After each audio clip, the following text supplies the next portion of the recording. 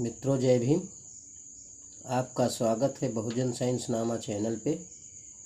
आज के इस वीडियो में तथागत गौतम बुद्ध के बताए गए उस अनमोल विचारों में से यह एक विचार कि तथागत गौतम बुद्ध ने माना कि सभी संस्कार अनित्य हैं और वही धम्म है। अनित्यता के सिद्धांत के तीन पहलू हैं। अनेक तत्वों के मेल से बनी हुई चीज़ें अनित्य होती हैं और व्यक्तिगत रूप से प्राणी अनित्य है।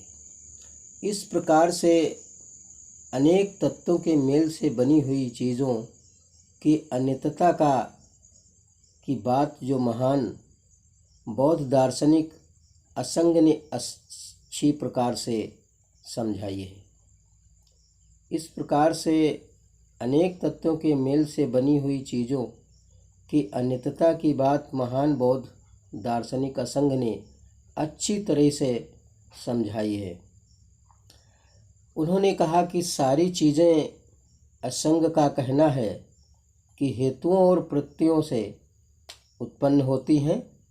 किसी का कोई स्वतंत्र अस्तित्व नहीं होता है, किंतु जब प्रत्ययों का उच्छेद हो जाता है तो वस्तुओं का अस्तित्व नहीं रहता है। इस प्रकार प्राणी का शरीर पृथ्वी और जल, अग्नि, वायु नामक चार महाभूतों का परिणाम होता है और जब इन चार महाभूतों का पृथक्करण हो जाता है तो प्राणी का अस्तित्व खत्म हो जाता है, यानी प्राणी नहीं रहता है। अनेक तत्वों के मेल से बनी हुई चीज़ें अनित्य है। कहने का अभिप्राय यह है कि जीवित प्राणी की अनित्यता का सर्वप्रथम व्याख्या यही निकल के आती है कि वो एक नहीं हो रहा है। इस अर्थ में भूतकाल का प्राणी अपना जीवन व्यतीत कर चुका है या ना वो वर्तमान में कर रहा है और ना भविष्य में करेगा। भविष्य काल का प्राणी रहेगा लेकिन न रहा और न रहता है। वर्तमान काल का प्राणी रहता है लेकिन न रहा है और न रहेगा। यह संक्षेप में कह देना कि मानव निरंतर परिवर्तनशील है, निरंतर संवर्धनशील है। वो अपने जीवन के दो भिन्न क्षणों में से एक नहीं है। इस प्रकार इस सिद्धांत का तीसरा पहलू एक सामान्य आदमी के लिए समझ सकना बड़ा कठिन है। ये समझ लेना कि आदमी किसी न किसी दिन अवश्य मर जाता है, ये बड़ा आसान है, किंतु ये समझ सकना कठिन है कि किस प्रकार प्राणी जीते जी परिवर्तन होता रहता है या परिवर्तित होता रहता है, उतना ही आसान नहीं है। ये कैसे संभव है कि भगवान बुद्ध का उत्तर था कि ये इसलिए संभव है कि हर एक चीज़ अनित्य है। आगे चल कर के इस अनित्यता के सिद्धांत ने शून्यवाद का रूप ग्रहण किया और बौद्ध शून्यता का मतलब 16 आने निषेध नहीं है। इसका मतलब इतना ही नहीं है कि संसार में जो कुछ है वो प्रतिक्षण बदल रहा है।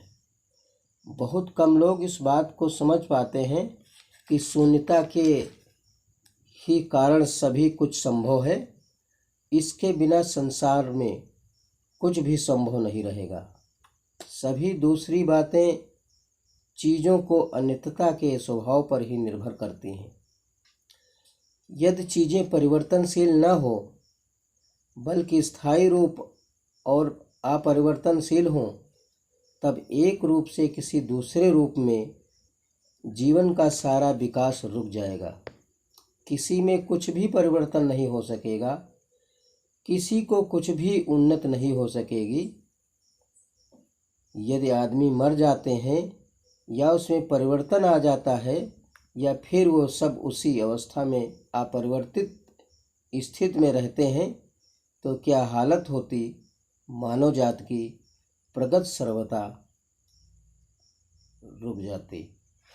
यदि शून्य का मतलब अभाव माना जाए तो कई कठिनाइयाँ उत्पन्न होती हैं।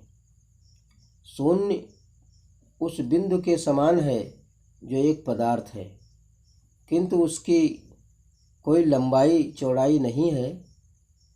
बुद्ध का ये उपदेश था कि सभी चीज़ें अनित्य हैं। इस सिद्धांत से हमें क्या शिक्षा मिलती है, ये अधिक महत्व का प्रश्न है। इस सिद्धांत से हमें जो शिक्षा मिलती है वो सरल है। किसी वस्तु के प्रति आसक्त न हो, ये अनासक्त संपत्ति के प्रति, अनासक्त संबंधियों, मित्रों और परिचितों के प्रति अनासक्ति का ही अभ्यास करने के लिए कहा गया है कि सभी चीज़ें अनित्य हैं। मित्रों, तथागत गौतम बुद्ध के ये इतने अनमोल विचार थे और इसको समझ पाना बड़े राज की बात है। और इसको जिस व्यक्ति ने गहराई से बुद्ध के विचारों को समझा, उसका जीवन वैज्ञानिकता की ओर बढ़ के और पारदर्शी जीवन जीता है, नैतिकता का जीवन जीता है और उसका जीवन धन्यमय होता है। मित्रों, इस वीडियो से तथागत गौतम बुद्ध के उन महान विचारों को समझने का प्रयास अगर किया जाए तो मानव जीवन के अंदर व्याप्त बुराइयों का जो निर्माण उत्पन्न होता है वो कुछ चंद्र दिनों के अंदर उसका जीवन सदा परिवर्तनशील हो जाता है। तो मित्रों, इस वीडियो से अगर आपको कुछ जानकारी धम्म के संबंध में मिलती है तो शेयर करें, अपने मित्रों तक पहुंचाने के लिए चैनल को सब्सक्राइब कर लें और कमी के लिए कमेंट करें। आशा है कि मैं आपके साथ उन प्रश्नों का उत्तर आपको देंगे। और मित्रों, अगले वीडियो के साथ पुनः आपके सामने प्रस्तुत होंगे। तब तक के लिए